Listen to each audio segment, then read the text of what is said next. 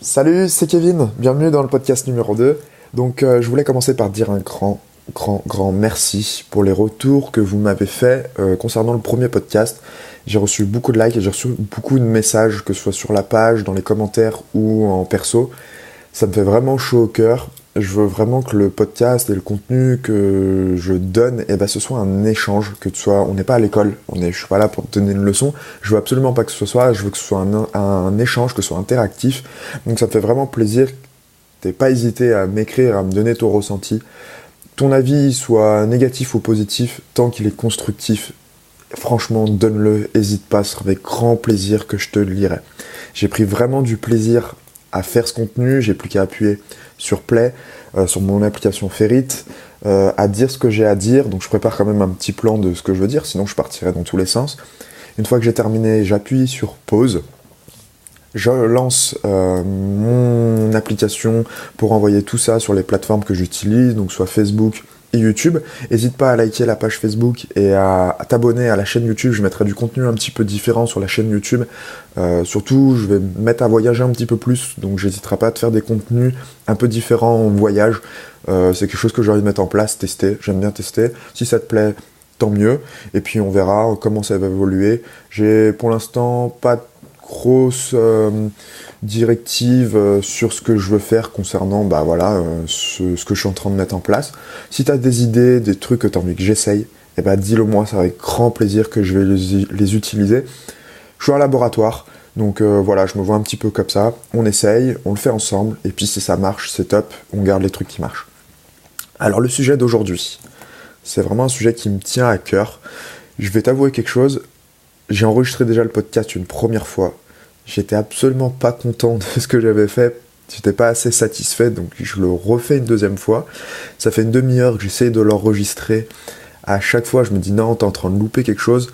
Donc là, cette fois-ci, c'est le bon. Je sais ce que j'ai envie de te dire. J'ai une patate de fou, j'ai une énergie de fou. Donc voilà, on attaque. Le sujet d'aujourd'hui concerne l'une de mes deux passions. J'ai deux passions. Le sport, j'ai une salle de crossfit si tu me connais pas et que tu me découvres dans la région lyonnaise, et ma deuxième passion c'est le développement personnel. Et le développement personnel, j'ai l'impression que c'est un sujet hyper tabou dans la société actuelle française, voire européenne. C'est super has-been le développement personnel pour la majorité des gens, et ça je le vois quand je reçois du monde chez moi ou que je discute avec des gens qui me connaissent pas encore, et quand ils voient que je suis dans une démarche d'évolution, que je lis des bouquins sur le développement personnel ou que je regarde pas mal de vidéos YouTube, j'écoute énormément de podcasts, les gens, en général, ils ont un regard un petit peu méfiant qui se met en place. Ah ouais, bon, tu fais quoi? Comme si j'allais être un gourou, j'allais un petit peu les hypnotiser. Je pense qu'ils se trompent, et c'est quelque chose que je retrouve encore chez les personnes qui me côtoient un petit peu et j'ai pu titiller un petit peu avec ma personnalité ou à travers le blog justement, qui ont acheté des bouquins sur le développement personnel et qui viennent me voir un petit peu en chuchotant: oui, j'ai acheté ça, ce bouquin il est bien. Je pense qu'il faut pas avoir peur, les gens ont un petit peu trop peur du regard des autres. Et ça, je pense que ça vient de la société actuelle européenne, où on est beaucoup plus dans le stoïcisme. Ça veut dire que on doit se poser, se contenter beaucoup de ce qu'on a, sans trop s'en jouer de ce qu'on a. Faut pas trop faire d'efforts, faut beaucoup se poser. Ça va beaucoup à contrario avec le puritanisme un petit peu américain. Le développement personnel a surtout été créé, développé par des coachs américains. C'est vraiment le truc là-bas qui marche. Le puritanisme, c'est plus, justement, si tu fais pas d'efforts, que tu te bouges pas constamment, t'as un moins que rien. Si tu prends une pause, il y a forcément quelqu'un à côté de toi qui est en train de travailler. Ça, c'est un truc que tu as dû entendre, surtout par exemple si tu fais du sport et que tu t'entraînes. Entraîne-toi plus fort, plus dur, parce que y a quelqu'un qui est en train de s'entraîner. Là, en ce moment, il y a quelqu'un qui est en train de s'entraîner. Si tu as entendu Schwarzenegger, il y a une célèbre phrase de Schwarzenegger qui dit si tu dors 8 heures, c'est quelque chose comme ça, tu peux dors moins, dors 5 heures, comme ça te permettra de t'entraîner plus, parce qu'il y a un mec qui est en train de dormir lui 5 heures, et du coup ça lui fait 3 heures de plus pour s'entraîner. Oui et non. et on va voir, tu vois, on va essayer de mettre un petit peu un truc ensemble. Je pense qu'il faut mixer ces deux choses-là. À la fois avoir des moments puritains, où on va mettre des efforts en place, et avoir des moments justement où on est beaucoup plus stoïque, on va se rendre compte de ce qu'on a déjà, pour justement encore faire plus d'efforts, et avoir encore plus envie de faire d'efforts pour atteindre ses objectifs. Donc, le développement personnel, pour moi, c'est une route vers le succès. C'est absolument pas un truc de gourou. Ok, faut qu'on déconstruise ça tout de suite. Et surtout, une deuxième idée qu'on va déconstruire tout de suite ensemble, c'est que le succès égale argent. Quand on dit succès, les gens souvent ils voient tout de suite une grosse BMW ou une grosse voiture de sport, un mec avec beaucoup d'argent en costume. Pour moi, c'est absolument pas ça. Ou c'en est qu'une fraction, un tout petit fragment. Pour moi, le succès, c'est plutôt atteindre les objectifs et la vie de tes rêves. Je pense qu'on a tous un potentiel, et que ce potentiel, il faut qu'on soit capable de le révéler. Okay. Si toi, ton rêve, c'est de gagner, d'avoir des revenus immobiliers, donc là on part plutôt sur le côté financier, d'avoir des revenus immobiliers de 2000 € par mois pour pouvoir, en France, pour pouvoir partir habiter dans un pays asiatique par exemple, et pouvoir vivre très très bien, très confortable et faire ce que tu veux de tes journées, c'est top, c'est ta version à toi du succès. Si toi maintenant c'est aller bosser dans une association, monter une association pour aider, je sais pas, les gens en difficulté dans ta région, c'est top, c'est ta version du succès à toi. Et je pense que il faut que tu prennes conscience que le développement personnel, c'est quelque chose de personnel. Donc c'est ta version à toi du succès. C'est tes actions à toi qui vont être importantes, et c'est surtout ton bonheur à toi qui va incomber. Je pense que tu as ce que tu mérites, donc si tu fais rien pour atteindre tes objectifs, si tu fais que les rêver, si tu rêves ta vie, au lieu de vivre une vie de rêve, c'est un petit peu bateau comme phrase, mais c'est tellement vrai quand tu commences à te mettre des actions en place et que tu vois que tu évolues vers ce que tu as envie de faire, tu vas te mettre en place des actions, tu vois, où tu vas te mettre à te bouger un petit peu plus. Il va falloir que tu profites des fois, mais tu mettes beaucoup d'actions en place pour te bouger vers l'atteinte de tes succès. J'ai pas envie que tu subisses ta vie, j'ai envie que tu te bouges, pas que le matin tu as la boule au ventre en allant travailler. J'ai envie que tu mettes des actions en place pour peut-être dans 1 an, 2 ans, 3 ans, peut-être 10 ans, tu vois, ça va peut-être te prendre 10 ans, pour certains ça va être plus vite, pour d'autres ça va être beaucoup plus long, mais tu mets des actions en place pour dans 10 ans, tu vives la vie de tes rêves. Donc là on va faire un exercice, parce que je pense que si je te pose la question de qu'est-ce que la vie de tes rêves, t'es comme 99,9% de la population incapable de me répondre. Je suis sûr que tu as un petit sourire au coin des lèvres parce que tu n'es pas capable de me répondre. Tu es persuadé d'habitude de savoir, mais en fait, si tu dois le coucher sur papier, je suis sûr que ça va te prendre énormément de temps. Et là, c'est ce qu'on va faire. Ce que tu vas faire, c'est que on va faire un exercice, tu vas mettre pause, et tu vas coucher sur papier les objectifs et où tu te vois dans 6 mois, 1 an, 5 ans et 10 ans. Mets pause, fais-le. Où est-ce que tu vas en être socialement, dans tes relations amoureuses, dans tes relations amicales, financièrement, au niveau du travail, au niveau de la santé. Je veux vraiment t'inviter à le faire. Mets pause et fais cet exercice-là et on se retrouve après. Donc, j'espère que tu as mis pause et que tu as pris ta feuille de papier à le faire. Si tu l'as pas fait, c'est encore le moment de mettre pause et de refaire l'exercice.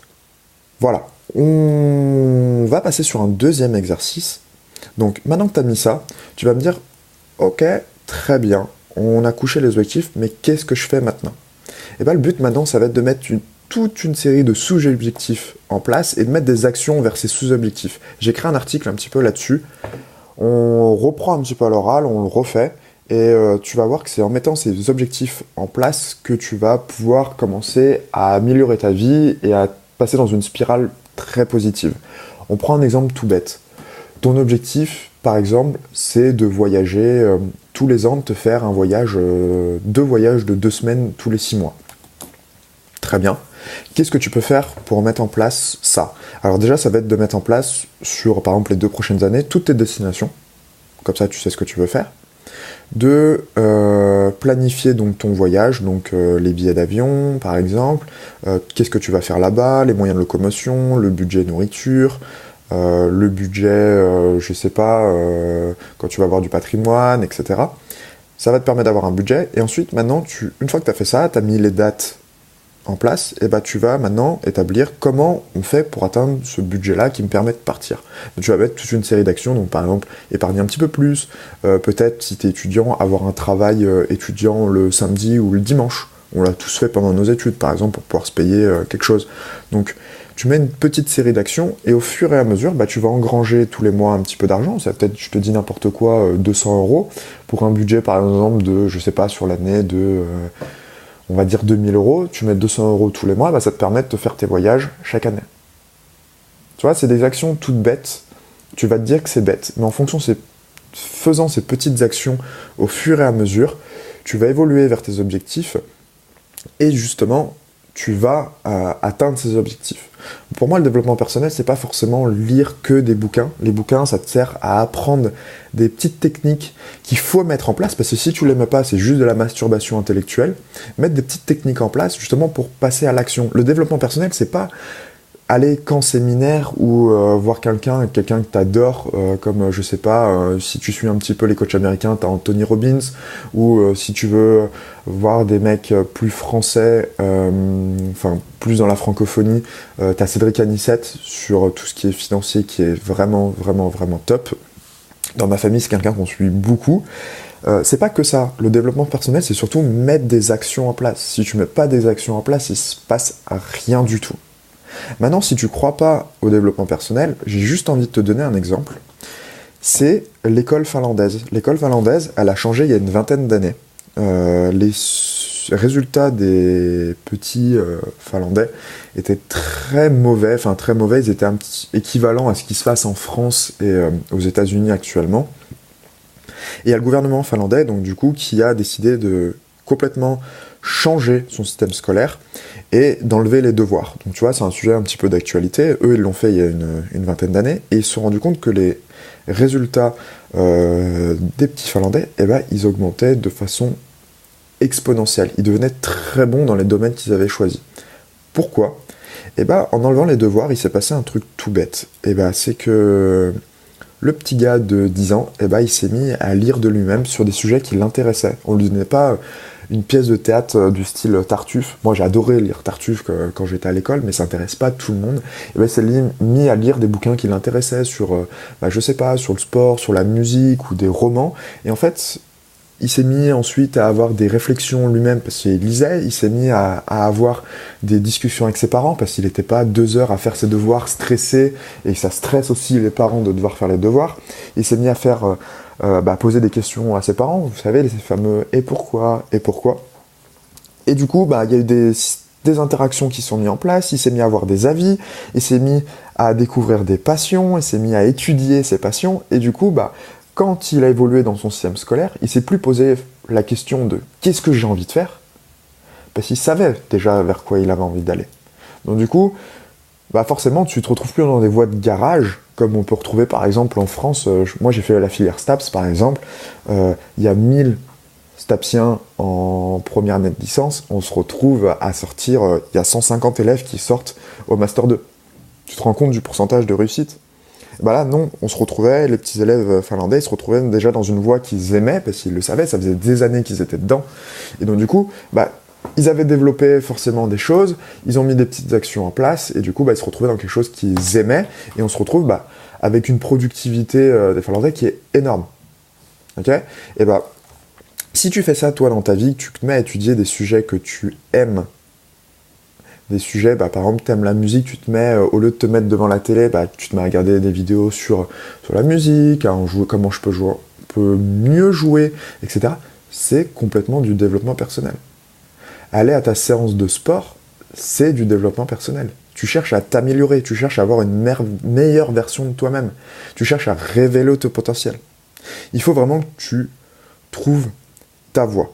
Alors, ce que je veux vraiment que tu fasses, c'est que tu trouves ta voie, que tu te poses les bonnes questions. Essaye de faire des exercices, l'exercice que je t'ai donné. Il ne faut pas que tu subisses ta vie. Il faut que tu ailles vraiment vers l'atteinte de tes objectifs. Je peux te donner quelques exemples d'objectifs si tu veux, si tu es un petit peu encore perdu. N'hésite pas à me le dire dans les commentaires. Je serais ravi de te répondre en perso si tu veux qu'on en discute. Par exemple, personnellement, j'ai envie d'atteindre l'indépendance financière parce que j'ai envie de voyager, de découvrir le monde. Donc c'est quoi l'indépendance financière? C'est être complètement détaché de mes revenus, que mon temps soit détaché de mes revenus, que j'ai plus besoin de me lever forcément pour aller travailler. Si un jour j'ai envie de partir en vacances, mes revenus ils sont complètement détachés de ça. C'est un objectif que je veux atteindre d'ici 5 ans et je vais mettre des actions en place. J'ai commencé à mettre des actions en place pour atteindre ça. Et c'est quelque chose que tu dois faire aussi. Donc j'ai vraiment, vraiment, vraiment envie que tu fasses cet exercice. C'est vraiment un point de départ. Okay, le développement personnel, c'est vraiment pas un truc de gourou. Mets des actions en place. Prends le temps de faire ça pour toi. La personne la plus importante dans ta vie, c'est pas ta compagne, c'est pas ta famille, c'est toi. On a souvent tendance à... Le mot qu'on dit le plus, c'est « je ». Donc, mets-toi en premier, prends le temps de faire ça pour toi, prends 1 heure pour toi, mets des actions en place pour toi.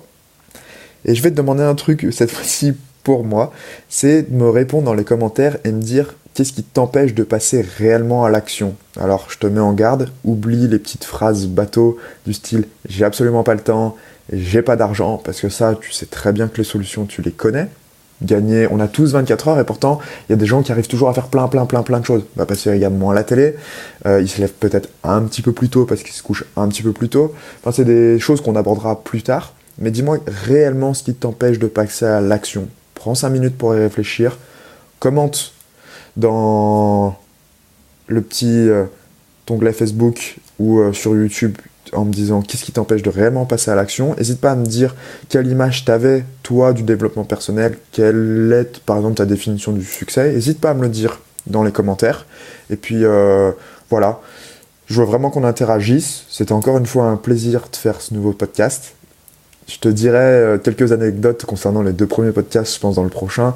Ce sera marrant de te dire un petit peu comment ça se passe, comment je fais tout ça sur mes formats. Voilà, fais encore une fois l'exercice, vraiment j'insiste. Si tu le fais pas, ça sert strictement à rien de m'écouter. On a vu la semaine dernière, si tu choisissais tes contenus, il fallait que tu les mettes en application, sinon ça servait à rien du tout. Tu choisis ce que tu consultes. Maintenant, si tu regardes des contenus de développement personnel, c'est comme si tu allais à la salle de sport et que tu t'asseyais sur une chaise. Ça sert à rien de regarder les autres si tu passes pas à l'action. Allez, je te souhaite une très bonne journée. N'hésite pas à réécouter ce podcast, à faire l'exercice et à commenter et à me dire en perso ou dans les commentaires ce que ça fait chez toi. Salut!